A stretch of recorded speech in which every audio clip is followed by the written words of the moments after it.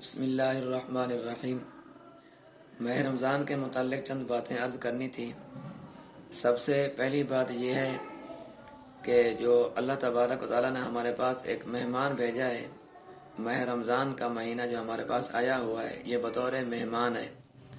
تمام حضرات اس کی قدر کرنے والے بنیں اور اس ماہ رمضان کے ایک ایک گھڑی اور ایک ایک پل، ایک ایک منٹ اور ایک ایک سیکنڈ بھی ماہ رمضان کا بہت قیمتی ہے۔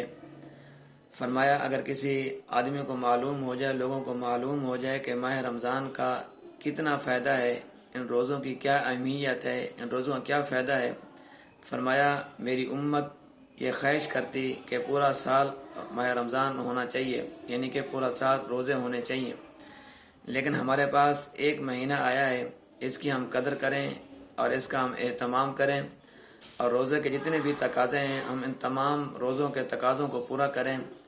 جس طرح رمضان کے اندر روزے کا تقاضا ہے، اس کو پورا ادا کریں، اور اسی طرح تراویح کا تقاضا ہے، اس کو بھی پورا ہم اہتمام سے ادا کریں، اور اس ماہ رمضان کے ایک ایک گھڑی کو معمولی تصور نہ کریں، خاص کر جب ہم افطار کرتے ہیں اور جب ہم سحری کرتے ہیں۔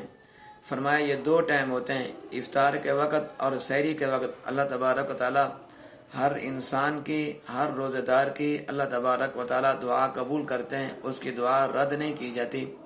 لیکن افطار کے وقت ہم کھانے کے اندر، ہم پینے کے اندر تو مشغول رہتے ہیں، لیکن ہم دعا کا اہتمام نہیں کرتے، اور دعا کوئی معمولی چیز نہیں ہے۔ فرمایا الدعاء مخ العبادہ، دعا جو ہے یہ عبادت کا مغز ہے۔